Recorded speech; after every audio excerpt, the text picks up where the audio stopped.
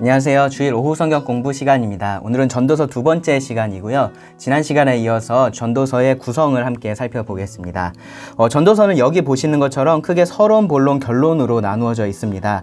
서론의 시작에서 제시한 논제, 헛되고 헛되며 헛되고 헛되니 모든 것이 헛되도다가 이 본론의 끝에 다시 등장을 해요.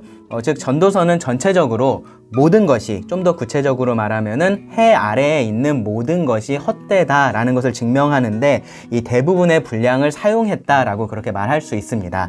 본론은 크게 두 부분으로 나눌 수 있는데요. 헛되어 바람을 잡는 것이라는 이 표현으로 구분이 되는 그러한 6장 9절까지의 말씀, 그리고 알지 못한다 혹은 누가 통달하랴와 같은 그런 유사한 표현들로 구분이 되는 그 이후의 말씀으로 나눠볼 수가 있습니다. 앞부분은 이 솔로몬의 경험과 관찰을 통해서 처음의 명제, 그러니까 모든 것이 헛되다라는 그것을 이제 증명하는 내용이 주를 이루고요. 그리고 뒷부분은 이제 그런 세상에서 어떻게 살아야 하는지에 대한 그런 조언적인 말씀을 조금 더 많이 담고 있습니다. 전도자가 이 해 아래 모든 것이 헛되다라는 것을 증명하는데 대부분의 이 분량을 사용을 했다라고 말씀을 드렸어요. 근데 그 이유는요, 우리가 조금만 생각해 보면은 확실하게 알 수 있습니다. 대부분의 이 해 아래에서 살고 있는 사람들이 그렇게 생각하지를 않기 때문인 거죠. 그러니까 사람들은 이 보이는 것 안에서 열심히 살아가고 또 그 안에서 나름의 만족과 그런 기쁨을 누리면서 삽니다. 그것이 완전하다라고 생각하지는 않아요. 근데 그렇다고 해서 자신들이 살아가는 그런 삶이 하는 모든 그런 행동들이 아무런 의미가 없는 일이다라고는 또 생각하지도 않는 거죠. 각자 삶의 의미를 고민하기는 하지만 또 나름의 그러한 해답을 가지고서 사는 것이 사실 인생입니다. 그런데 이제 그러한 것들이 진정한 기쁨이 아니고 그러한 것이 진정한 삶의 의미가 아니기 때문에 이제 전도자는 삶의 헛됨을 그래서 강조를 계속해서 하는 겁니다. 마치 우리가 복음을 전할 때도 그렇게 하는데 복음을 전하는 사람이 이 복음을 말하기에 앞서서 이 죄의 문제를 깊이 다루잖아요. 이제 그렇게 해서 이 구원이라는 것이 필요하다라는 것을 그렇게 말하는 것처럼 전도자도 그렇게 하는 겁니다. 우리 삶에 문제가 있다. 우리가 보는 이것이 전부가 아니다. 이제 그러한 것들을 이야기를 하는 겁니다. 그것을 먼저 깊이 다루는 겁니다. 해 아래서의 삶이 해 아래에서의 삶으로만 제한된다 라고 봤을 때는 사람들이 생각하는 것과는 다르게 그들이 행하는 그 모든 것들이 헛된 것일 수밖에 없다라고 그렇게 말을 하는 겁니다. 그리고 또 역설적이게도 아이러니하게도 이 사실을 인정하고 나면 오히려 이 해 아래서의 삶을 기쁨으로 살아갈 수 있다라는 것을 이야기하는 것이 이 전도자의 목적입니다. 그리고 그것이 결론입니다. 전도자의 논조가 좀 회의적이고 냉소적인 것은 사실이에요. 근데 전도자는 분명한 이런 현실을 일깨워서 그 현실을 정말로 잘 살아갈 수 있게 만족하면서 기쁨으로 살아갈 수 있게 돕는 겁니다. 자, 그러면은 이 서론 부분을 좀 살펴볼게요. 1절에서 간단하게 저자를 소개를 합니다. 그리고 2절은요, 이 전도자의 설교의 핵심인 모든 것이 헛되도다가 아주 강조된 표현으로 그렇게 나타나죠. 한글 번역은 이 헛되다라는 말을 반복을 하는 형식으로 해서 이것을 강조를 했는데 이제 본래는 이제 최상급의 표현이 반복해서 사용이 됐습니다. 왕 중의 왕 이라고 말하면 가장 높은 왕을 표현을 하는 거잖아요. 성경에 그런 표현들이 꽤 많은데 이제 전도자는 뭐라고 여기서 얘기를 했냐면은 헛됨 중에 헛됨이라고 그렇게 표현을 했습니다. 그러니까 가장 높은 수준의 그러한 헛됨을 말을 하고 있는 거죠. 그러니까 다르게 번역을 하자면은 완전히 헛되다 이제 그렇게 말을 한 겁니다. 모든 것이 헛되다라고 이 헛됨의 범위를 이야기하는 것뿐만 아니라 완전히 헛되다라고 말해서 그 헛됨의 정도도 이제 밝히는 겁니다. 그리고 3절부터 11절이 이 말의 의미를 설명하는 거다라고 할 수 있습니다. 그리고 전도서 전체의 서론의 역할을 이 시가 하는데 이 시에는요, 이 전도서 전체의 핵심 단어 그리고 핵심 개념들이 그 안에 들어 있습니다. 특히 이 3절의 명제가 그런데요. 1장 3절을 보시면 해 아래에서 수고하는 모든 수고가 사람에게 무엇이 유익한가? 이 명제는요, 답이 분명한 그런 의문형으로 되어 있는 수사 의문문이에요. 정말로 몰라서 물어보는 게 아니라는 거죠. 이런 질문이 이 전도서에는 30개가 넘게 나옵니다. 그래서 읽는 사람으로 하여금 계속해서 같이 생각을 하게 만드는 거죠. 지금 이 1장 3절 같은 경우는 정말로 우리가 매일매일 수고하는 이러한 일들이 실제로 우리에게 유익한 게 없나? 뭐가 유익하지? 이제 그런 생각을 하게 만드는 겁니다. 그런데 요 1장 3절에 이 질문이 여러분 창세기 3장에 나오는 이 하나님께서 아담에게 하셨던 그 말씀을 좀 떠오르게 할 거예요. 사실 여기 사람에 해당되는 이 히브리어가 아담입니다. 아담. 그리고 이 수고라는 단어가 반복돼서 강조가 되죠. 그러니까 죄의 결과로 사람은, 이 아담으로부터 시작된 그 사람은 해 아래에서 이 수고를 하면서 살아갈 수밖에 없습니다. 원하든지 원하지 않든지 이것이 모든 사람의 삶인 거죠. 그런데 그런 삶에 이제 전도자는 근본적인 의문을 던지는 겁니다. 정말로 너희가 그렇게 사는 것이 어떤 유익이 있느냐라고 그렇게 의문을 던지는 겁니다. 여기서 사용한 이 유익하다라는 이 단어는요, 이제 비즈니스, 사업에서 사용하는 그런 단어예요. 그래서 이윤을 남기는 것, 이익을 남기는 것을 의미를 합니다. 사람이 수고를 하는 이유, 무언가 일을 하는 이유는 목적이 있는 거죠. 그것을 통해서 무언가 이익을 남기기 위해서입니다. 그러니까 100을 수고를 했는데 결과적으로 똑같이 100을 얻는다. 그렇다면 그 수고가 의미가 있다라고 말할 수가 없겠죠. 그냥 가만히 있는 것하고 아무런 차이가 없잖아요. 그래서 전도자의 질문은 이겁니다. 사람은 매일매일을 수고하면서 살잖아요. 그것을 원하든지 원하지 않든지 수고하면서 살 수밖에 없습니다. 그런데 그 수고가, 그 노력이 어떤 유의미한 긍정적인 결과를 가져오고 있느냐라고 묻고 있는 겁니다. 여기서 전도자가 말하는 이 유의미한 긍정적인 결과라는 것은요, 결국 9절 말씀을 보면은 새로운 것을 말해요. 새 것을 말합니다. 그것에 대해서 조금 이따 설명을 드릴게요. 전도자는요, 먼저는 이 땅이나 해나 바람과 강물 같은 그런 피조물들의 예를 들어서 말을 해요. 세대가 오고 가지만 땅은 그대로 있습니다. 해는 힘차게 떠오르지만 결국은 뜨고 지고를 반복할 뿐인 거죠. 바람은 예측 불가능하게 이쪽으로 불고 저쪽으로 불고 그렇지만 결국은 돌고 도는 것이 바람입니다. 강물은 열심히 바다를 향해서 흘러가는데 그 바다를 다 채우지는 못해요. 우리가 볼 때 이 피조물들은요, 무언가를 열심히 하고 있어요. 실제로 우리 삶에 있어서도 아주 중요한 역할들을 하고 있습니다. 이렇게 피조물들이 돌고 도는 것, 어떻게 보면은 그냥 계속 순환되기만 하는 것 같지만 그것이 우리들에게는 정말로 중요한 의미가 있죠. 아무런 의미가 없다라고 우리가 말을 할 수는 없는 겁니다. 그런데 궁극적으로는 이것은 하나님께서 이미 세우신 그 질서 안에서 이것들이 움직이는 것일 뿐이지 다른 어떤 변화를 만들어내는 것은 아니다라는 얘기를 지금 이 전도자가 하는 겁니다. 더구나 우리는 지금 타락한 세상 속에서 살고 있잖아요. 그래서 이 피조물들도 탄식하면서 이런 일들을 반복하고 있다라고 로마서 8장 말씀해 보시면은 말씀을 하고 있습니다. 이어서 전도자는요, 사람에게로 눈을 돌립니다. 사람은 이 눈과 귀를 만족시키기 위해서 열심히 일한다라고 얘기를 해요. 그런데 족함이 없다, 만족이 없다라고 말을 합니다.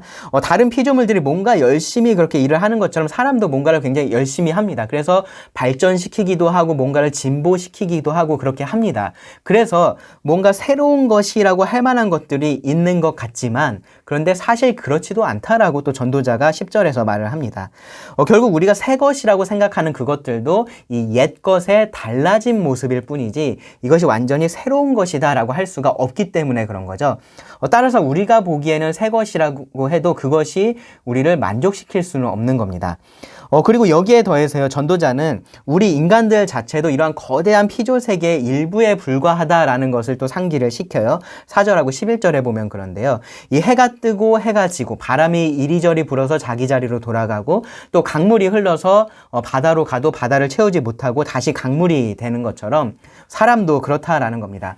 한 사람의 출생과 죽음이라는 것이 그 개인에게 있어서는 엄청난 일이죠. 근데 인류 전체를 봤을 때는 그렇지도 않습니다. 한 세대가 가면은 또 한 세대가 옵니다. 나의 출생과 나의 죽음이 새 것인 것 같지만 이 거대한 피조 세계의 흐름에서는 그냥 반복되는 그러한 일들 중에 하나일 뿐이다라는 거죠. 그래서 이 서론의 시에서 전도자가 강조하는 것은요, 그러한 반복, 순환이다라고 말을 할 수 있어요. 그리고 그것이 만족하고 연결이 되어 있습니다. 여기서 우리는요, 이 전도자가 말하는 삶의 의미를 조금 생각해 볼 수 있는데요. 그게 뭐냐면은 사람의 눈이나 귀가 만족하는 겁니다. 그렇게 된다면은 그러한 삶은 의미가 있는 삶이 될 거다라고 우리가 생각할 수 있어요. 8절 말씀을 보면은 만족한다라는 것은요, 위에서 말했던 그런 반복, 그런 순환의 끝이기 때문에 그래요. 이 다윗이 시편 23편에서 말한 게 사실 그건데 뭐냐면은 여호와는 나의 목자시니 내게 부족함이 없으리로다 라고 말을 하잖아요. 그러니까 부족함이 없다라는 것은 더 내가 원하는 것이 없는 그런 상태를 말을 합니다. 문제는 우리가 계속해서 무언가를 더 원해서 그래서 그것을 채우려고 반복되는 일들을 계속해서 한다라는 거죠. 땅에서 그렇게 반복해서 무언가를 열심히 하다 보면 결국은 그 끝에 만족이라는 것, 기쁨이라는 것, 내가 원하는 행복이라는 것이 있을 거다라고 그렇게 생각을 하는 겁니다. 그런데 이 땅에 있는 것들은 그렇지가 않다라는 겁니다. 지금까지 어떤 사람도 인류가 시작한 이래로 지금까지 정말로 수많은 사람들이 살았지만 그 누구도 그러한 것들을 찾지를 못했습니다. 다 수고를 했고 다 열심히 그렇게 일하면서 그들의 삶을 살았지만 그들 삶의 진정한 만족이라는 것들을 찾지를 못했다라는 거죠. 그렇다면은 뭐가 필요하냐면은 새 것이 필요해요. 새 것. 그렇죠? 그러니까 우리가 이 땅에서 발견할 수 있는 그 무엇이 아니라 새로운 것이 필요합니다. 그런데 문제는 뭐냐면 사람은 반복해서 무언가를 할 수 있을 뿐이지 궁극적으로 새로운 것을 만들어낼 수는 없다라는 것이 문제예요. 그 어떤 수고를 하더라도 새로운 것을 만들어낼 수는 없습니다. 새 것처럼 보이는 것들은 만들어낼 수 있지만 진짜 새 것은 만들어낼 수가 없는 거죠. 그러니까 그 모든 수고가 사람에게 유익하지 못하고 그래서 전도자는 모든 것이 헛되다라고 말을 하는 겁니다.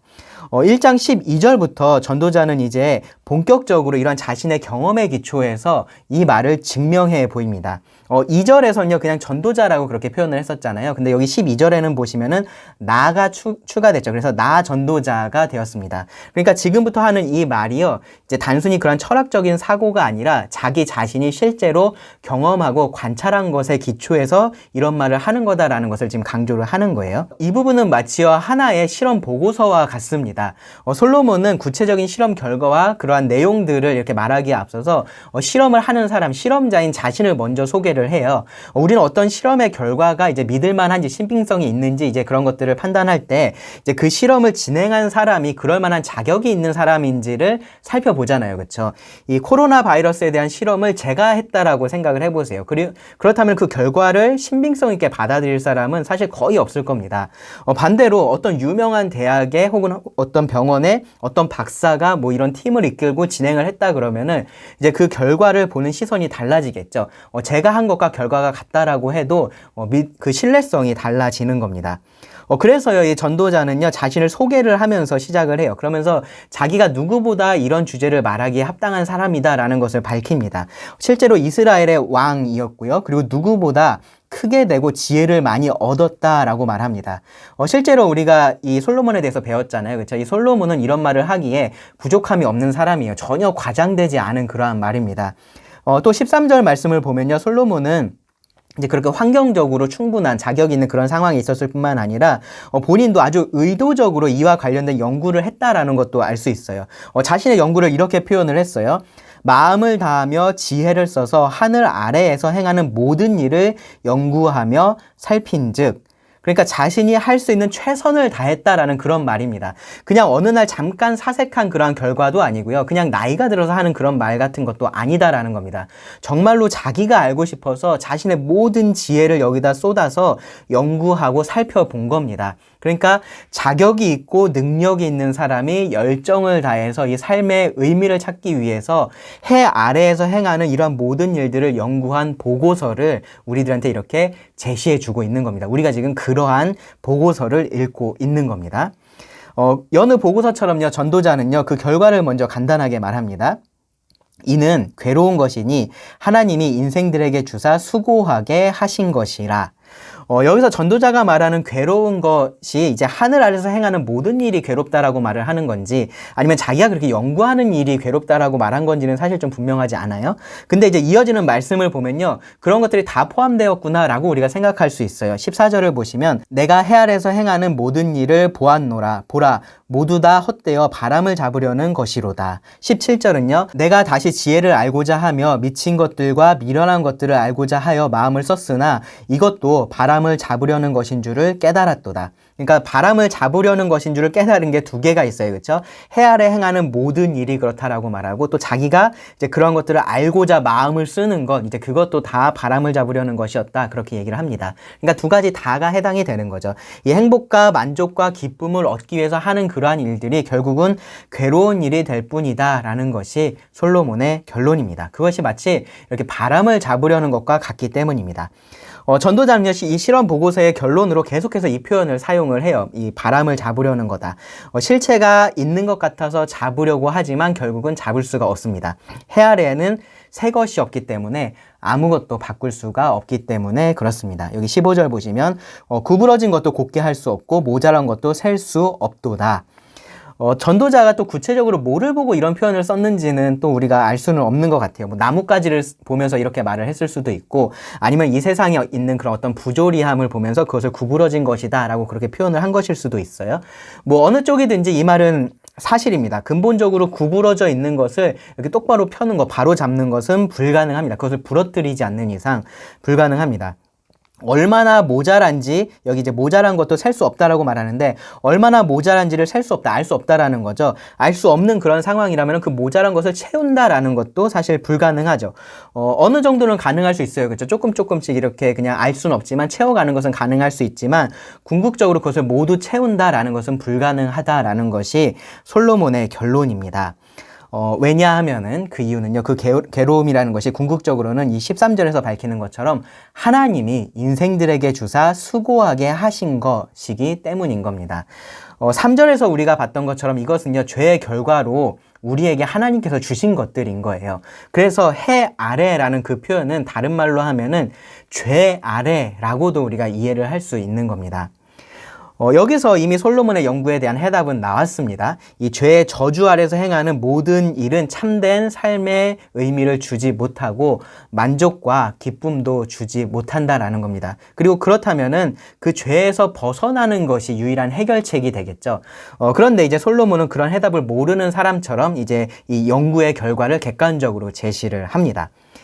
솔로몬은 이제 이 연구에서 이제 쾌락이나 지혜, 수고와 보상, 때, 인간관계, 신앙, 정치, 이제 그런 것들에 대해서 자신이 연구한 것들, 관찰한 것들에 대해서 언급을 합니다. 먼저 2장 1절부터 11절에서는요, 쾌락을 추구하는 것에 대한 연구 결과예요. 이것이 이제 아마 가장 보편적으로 사람들이 생각하는 그러한 부분일 텐데, 이제 솔로몬은 스스로 즐거워하는 일들을 다 해봤다라고 말합니다. 스스로 쾌락을 느낄 수 있다라고 생각하는 것, 본인이 원하는 것들은 다 해봤다라는 거죠. 여기 10절 말씀을 보면 무엇이든지 내 눈이 원하는 것을 내가 금하지 아니하며 무엇이든지 내 마음이 즐거워하는 것을 내가 막지 아니하였으니 라고 말합니다.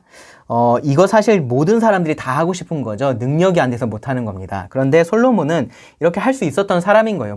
물론 전부 다를 할 수 없었겠죠. 하지만 어느 정도는 그렇게 할 수 있었던 그러한 사람입니다. 여기서 말하는 무엇이든지에 해당되는 것들이 이제 2절부터 언급이 되어 있어요. 웃음이나 술이나 사업 같은 것들입니다. 솔로몬은요, 많은 재물을 통해서 자기가 원하는 그런 것들을 충분히 즐겼습니다. 자기 집이 있었고요, 동산이 있었고, 과원이 있었습니다. 먹을 것이 아주 풍부했습니다. 솔로몬의 이러한 표현들을 여기 잘 읽어보시면은 솔로몬이 마치 자기를 위해서 에덴 동산을 만든 것처럼 그렇게 표현을 해놨어요. 실제 에덴 동산은 하나님께서 만드시고 그곳에 사람을 두셨었잖아요. 근데 솔로몬은 스스로의 에덴 동산을 그렇게 스스로 만든 겁니다. 그리고 자기가 거기에 있었던 거죠. 거기에 노래하는 사람들도 두고 처하고 첩도 많이 두고 자기가 즐길 수 있는 것들을 그 안에 가득가득 채워 놓은 겁니다. 그리고 그런 삶을 살았던 이 솔로몬, 이 전도자의 결론은 바로 11절에 기록이 되어 있습니다. 뭐냐 하면 그 후에 내가 생각해 본즉 내 손으로 한 모든 일과 내가 수고한 모든 것이 다 헛되어 바람을 잡는 것이며 해 아래에서 무익한 것이로다. 스스로 즐거워하는 일들을 하는 것, 재미있어 하는 일들을 하는 것이 이 순간순간의 재미나 어떠한 쾌락은 가져올 수 있었겠지만 이 삶의 존재와 의미를 생각해 봤을 때는 그런 것들이 아무런 의미가 없었다라고 말하는 겁니다. 솔로몬이 뭐 진짜로는 재미있는 세상을 몰라서 옛날에 살았기 때문에 그런 걸까요? 요즘 같으면은 솔로몬의 결론이 달라졌을까요? 만약에 솔로몬이 요즘 시대의 사람이었다면요, 이제 그가 소유한 것들이 달라졌겠죠. 그가 여기서 언급한 것들이 달라졌을 겁니다. 뭐 도시 한가운데 거대한 그런 저택을 지어놓고 살았을 수도 있고요. 뭐 차도 비싼 차들 브랜드별로 다 수집해가지고 집안에 이렇게 채워놨을 수도 있습니다. 뭐 집안에 수영장도 있고 영화관도 있고 뭐 그랬을지도 모릅니다. 만약에 그랬다면 솔로몬이 그런 것들로 인해서 만족할 수 있었을까요? 오늘날 우리가 추구하고 있는 그러한 것들을 솔로몬은 가질 수 있었던 그러한 사람인데 만족할 수 있었을까요? 그러지 않았을 겁니다. 이 지금 말씀드리는 것은 예전에 없었던 것이 지금 새롭게 생긴 것들이라기보다는 사실은 달라진 것들이기 때문에 그런 거죠. 무엇을 가졌느냐가 이 솔로몬의 만족에 있어서 사실 중요한 부분도 아니에요. 그가 말한 것처럼 여전히 솔로몬은 그가 원하는 것, 그 마음이 즐거워하는 것은 그 당시에 모두 가졌었던 겁니다. 그러니까 오늘날로 그러한 것들이 바뀐다라고 할지라도 달라질 것은 없는 거죠. 오늘날의 모든 사람들이 꿈꾸는 그러한 삶을 사실 솔로몬은 먼저 살았던 겁니다. 모두가 원하지만 그렇게 하지는 못했던 그러한 삶을 살았던 겁니다. 그런데 그렇게 살았어도 이 모든 수고로 얻은 것은 없었다라는 것이 솔로몬의 이 실험 보고인 겁니다. 다음으로 2장 12절부터 17절은 이 지혜와 어리석음에 대한 실험 보고라고 할 수 있습니다. 솔로몬은 지혜가 이 우매함, 어리석음보다 뛰어나기 때문에 유익하다라는 것을 인정을 해요. 그런데 결국은 이제 존재의 문제에 있어서 궁극적인 해답은 될 수 없다라고 말합니다. 이유는 뭐냐면은 그들 모두가 당하는 일이 모두 같기 때문입니다. 그러니까 지혜로운 자나 우매한 자나 그들 모두가 당하는 일이 똑같기 때문에 이 존재의 문제에 있어서 궁극적인 해답은 될 수 없다라고 말을 해요. 여기서 말하는 모두 당하는 일이라는 것은 16절에서 분명히 말하는 것처럼 죽음입니다. 죽음. 그러니까 죽음이 지혜나 어리석음을 평등하게, 균등하게 만든다라는 거죠. 우리가 아는 것처럼 전도자, 이 솔로몬은 지혜자입니다. 누구보다 지혜로운 사람이었지만 그 지혜는 영원한 가치를 지닐 수는 없기 때문에 결국은 무익하다, 유익이 없다라고 15절에서 말합니다. 그래서 이 실험의 결론도 이래요. 17절을 보시면 이러므로 내가 사는 것을 미워하였노니 이는 해 아래에서 하는 일이 내게 괴로움이요 모두 다 헛되어 바람을 잡으려는 것이기 때문이로다. 앞의 결론보다 조금 더 부정적이죠. 이 사는 것 자체를 미워한다라고 그렇게 말을 합니다. 지혜롭게 살기 위해서는 더 많은 수고와 노력을 해야 되는데 그렇게 한다라고 해도 이 죽음이 모든 것을 그냥 일반으로 만들어 버린다는 그 사실은요. 이 삶에 대한 회의를 더 그렇게 불러오는 거죠. 여기서 우리는 이 전도자가 찾는 삶의 의미에 대해서 또 한 가지 사실을 좀 생각해 볼 수 있어요. 이제 서론에서는 전도자가 말하는 그런 의미 있는 삶이라는 것은 이제 만족하는 삶이었잖아요. 기쁨이 가득 찬 삶, 혹은 뭐 행복한 삶, 뭐 그렇게 표현해도 무방합니다. 그런데 여기에 더해서 전도자는 그 만족이라는 것이 영원해야지 의미가 있다라고 말을 하는 겁니다. 지혜가 삶에 도움이 된다라는 것은 삶의 만족을 찾을 수 있게 도움을 준다라는 건데 근데 문제는 그것이 영원하지가 않다라는 겁니다. 앞서 말한 이러한 쾌락을 추구하는 것들도 마찬가지예요. 그것들이 일시적인 만족을 주고 기쁨도 줍니다. 그런 것들을 많이 또 자주 그렇게 누릴 수 있는 환경이라면 뭐 꽤나 그렇게 만족스러운 삶을 살 수 있을지도 몰라요. 그런데 인생을 살다 보면 항상 그렇게 평안하고 만족스러운 그런 삶을 살 수는 없잖아요. 어느 순간에 이렇게 나락으로 떨어지고 막 그러한 경우들이 사실 많습니다. 그런데 뭐 그렇지 않고 정말로 평생을 그런 굴곡 없이 정말로 이렇게 평탄한 만족스러운 그런 삶을 살 수 있다라고 하더라도 이 결론은 달라지지가 않는 거예요. 그런 것들은요 마치 목이 말라서 갈증이 나서 죽겠는 그러한 사람한테 한 시간에 한 방울씩 물방울을 이렇게 똑똑 떨어뜨려 주는 것하고 다를 게 전혀 없는 겁니다. 그런 것들이 주는 기쁨이라는 것은 정말로 순간이었기 때문에 이 전도자는 무익하다라고 그렇게 결론을 내렸습니다. 지혜는 그런 것들보다는 조금 더 지속적인 유익을 주기는 하지만 그건 역시 영원할 수 없다라는 면에서는 동일하기 때문에 전도자도 이 지혜에 대해서도 같은 결론을 그렇게 내린 겁니다. 전도자가 해 아래에서의 모든 수고를 계속해서 헤벨이라고 바람을 잡으려는 것이라고 말하는 이유가 여기에 있어요. 사람이 잡고 싶어하는 것을 잡았다라고 그렇게 생각할 수도 있지만 그런데 그것을 영원히 붙잡고 있을 수는 없는 거죠. 그래서 결국은 그것을 잡지 못한 사람과 다를 것이 없기 때문에 사람에게 무익하다라는 겁니다. 이어지는 2장 18절부터 6장 9절은요. 이렇게 크게 보면은 수고의 열매에 대한 실험 보고다라고 그렇게 할 수 있습니다. 먼저 2장 18절부터 26절에서 전도자는 자신의 수고가 헛되다라고 말하면서요. 결국은 그 수고의 결과를 다른 사람에게 넘겨주어야만 한다라는 그러한 사실을 지적을 합니다. 19절에는요. 그것이 또 다른 지혜자에게 넘겨질지 아니면 우매한 자에게 넘겨질지 그런 것들을 알 수 없다라고 하는데 근데 결국은 지혜자가 됐든 우매자가 됐든 결과에는 상관이 없다라고 또 21절에서는 말해요. 어떤 사람은 그 지혜와 지식과 재주를 다하여 수고하였어도 그가 얻은 것을 수고하지 아니한 자에게 그의 몫으로 넘겨주리니 이것도 헛된 것이며 큰 악이로다. 결국 수고의 결과를 남에게 넘겨주어야 한다라는 점에서 수고는 아무런 유익이 없다라고 말을 하는 겁니다. 어쩌면 이 말이 좀 이기적으로 들릴 수도 있어요. 그러니까 내가 뭔가 이렇게 수고해서 그 결과를 내가 누리지 못한다고 해도 다른 사람에게 유익을 끼칠 수 있으면 그거 좋은 거 아니야? 라고 생각할 수도 있는 거죠. 뭐 그것이 인류의 발전을 가져오고 뭐 그렇지 않아도 뭐 나의 자녀들이나 나의 후손들에게 좀 더 나은 환경을 줄 수 있다면 그들이 그런 환경 속에서 살아갈 수 있게 내가 어떤 도움을 줄 수 있다면 그 수고는 충분히 의미 있고 가치 있는 거 아니야? 라고 우리는 말할 수도 있는 거죠.